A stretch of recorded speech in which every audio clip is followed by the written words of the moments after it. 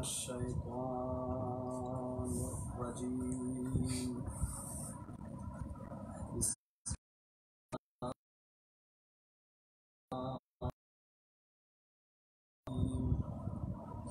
ما شاء الله لا حول ولا قوة إلا بالله العلي العظيم.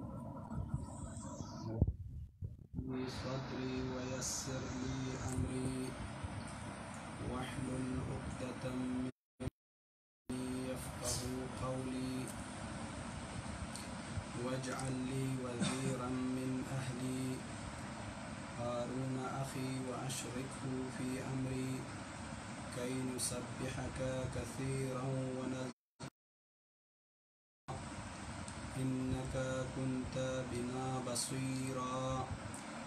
والصلاة والسلام والتحية والإكرام على سيدي خير الأنام وعلى إطرته الطيبين الطاهرين الذين أذهب الله عنهم الرجس وطهرهم تطهيرا.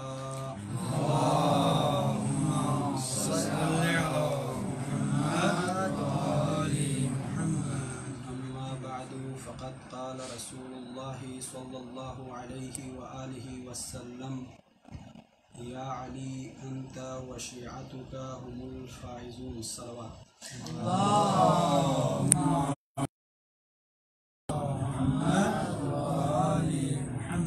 سب سے پہلے بارگاہ رب العزت میں لاکھ لاکھ شکر ادا کرتا ہوں کہ اس خالق ارض و سما نے، خالق کون و مکان نے ایک دفعہ پھر اپنی خیرات توفیق میں سے ایک توفیق عطا فرمائی کہ جس میں ذکر محمد و آل محمد پڑھ سکے. ثانیاً آپ علماء اکرام و طباء اعظام سے معذرت خواہ ہوں، مناسب میں سے کوئی یہاں پر آ کر ذکر محمد و آل محمد سے مجلس کو منور فرمائے، لیکن قبلہ سماحت الشیخ اکبر علی حیدری صاحب کی اصرار پر آپ لوگوں کے سامنے جسارت کرتے ہوئے حاضر ہو چکا ہوں. اور ان ایام میں مناسب ہے کہ حضرت امام جعفر صادق علیہ السلام کے بارے میں ذکر کریں، چونکہ یہ ایام امام جعفر صادق علیہ السلام کے ساتھ منسوب ہے. اور روایت ہمارے پاس موجود ہے. ایک روایت جس میں یہ بتاتی ہے کہ 15ویں شوال کو امام کی شہادت ہوئی. دوسری روایت 25 شوال مکرم کے بارے میں ذکر کرتے ہیں. تو فی الحال دیکھا جائے تو 10 دن کا جو فاصلہ ہے اور ان دو روایتوں پر عمل کرے تو یہ ایام امام جعفر صادق علیہ السلام سے منسوب ہونا چاہیے. عزیزان محترم، جیسا کہ آپ لوگ جانتے ہیں کہ ہم مکتب تشیع کا عظیم پیروکاروں میں سے شمار ہوتا ہے، اور ہمیں یہ فخر محسوس ہونا چاہیے کہ ہم شیعہ ہیں. لفظ شیعہ پر انسان فخر کرے کم ہے، چونکہ یہ واحد دنیا مذہب ہے جس کو خود رسول نے نام رکھا ہے. دنیا کے اندر آپ کوئی بھی مذہب نہیں دکھا سکتے جس کو پیغمبر خدا خود نے اس کے لیے نام رکھا ہو.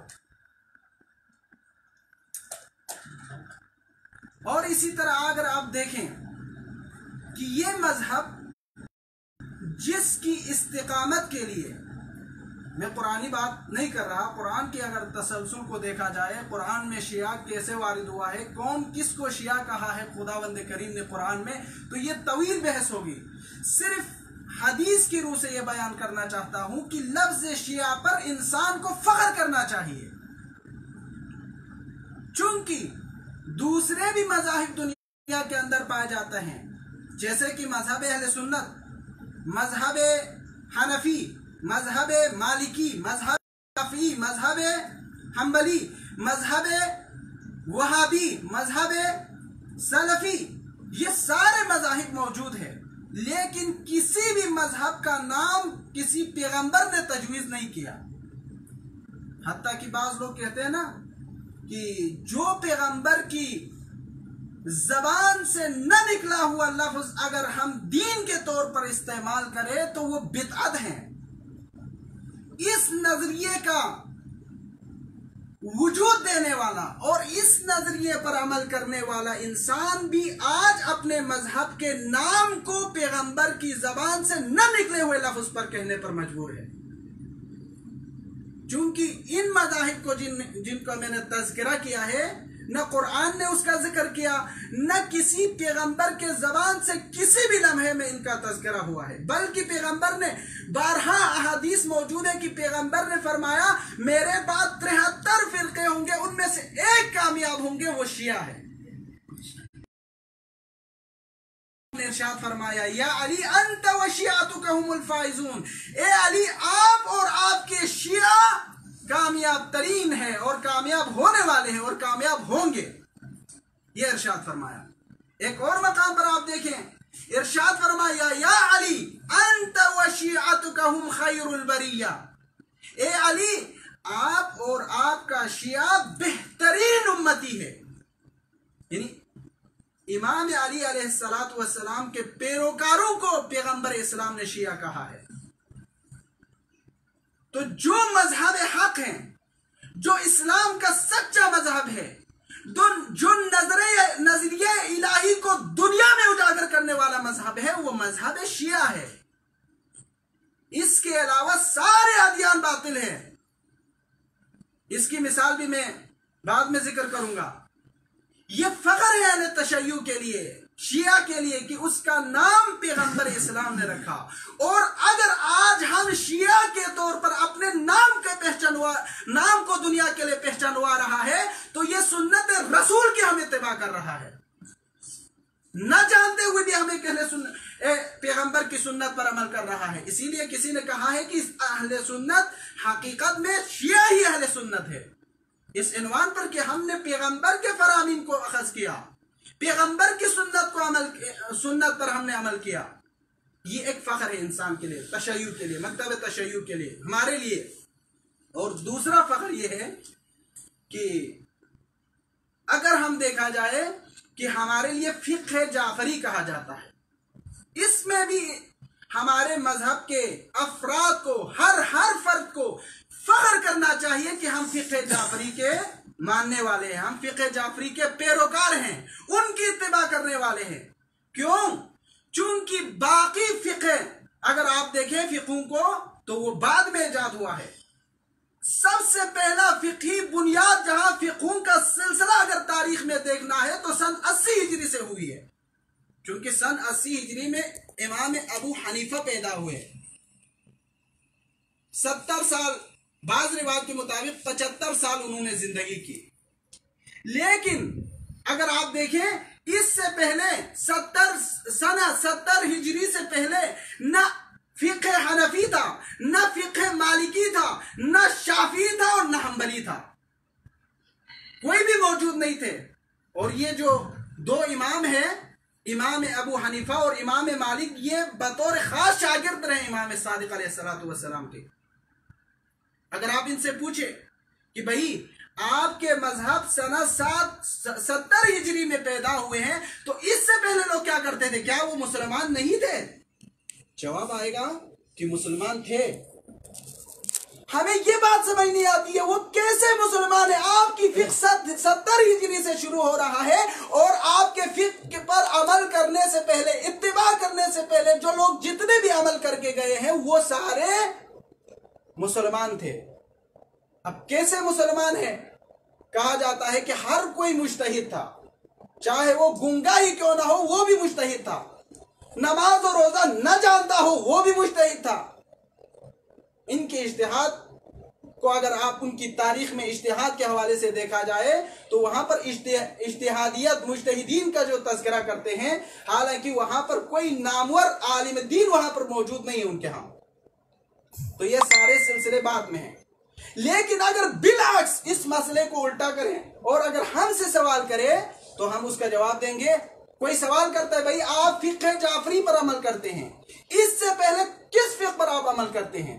تو ہم جواب دیں گے اس سے پہلے ہم فقہ باقری پر تھے، اس سے پہلے ہم فقہ سجادی پر تھے، اس سے پہلے ہم فقہ حسینی پر تھے، اس سے پہلے ہم فقہ حسنی پر تھے، اور اس سے پہلے ہم فقہ علوی پر تھے. صلوات پڑھے محمد اور محمد. اللہم صلی علی محمد و آل محمد.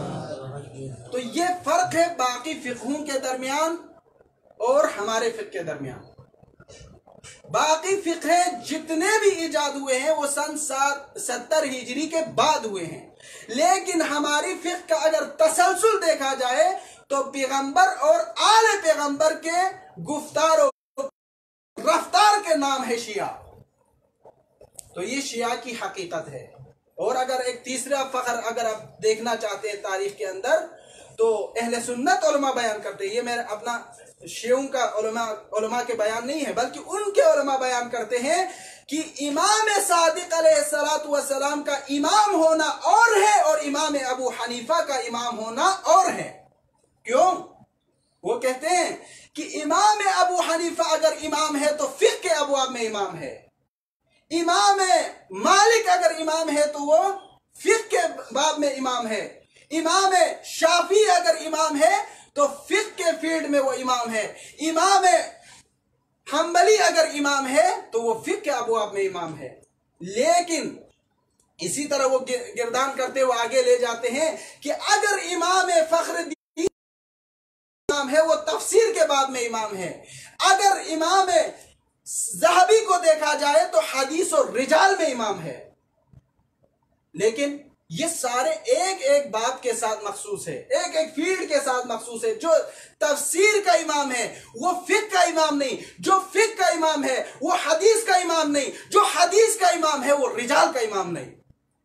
لیکن امام جعفر صادق کی امامت کو دیکھا جائے، ان کے ساتھ جو لفظ امام لکھا جاتا ہے، فرماتے ہیں کہ امام صادق کے ساتھ جو لفظ امام ہے وہ فقہ کے ابواب میں بھی امام ہے، حدیث کے باب میں بھی امام ہے، رجال کے باب میں بھی امام ہے، تفسیر کے باب میں بھی امام ہے. سارے دنیا کے اندر موجود تمام علوم کے باب کا نام امام جعفر صادق ہے. صلوات پڑھے محمد اور محمد.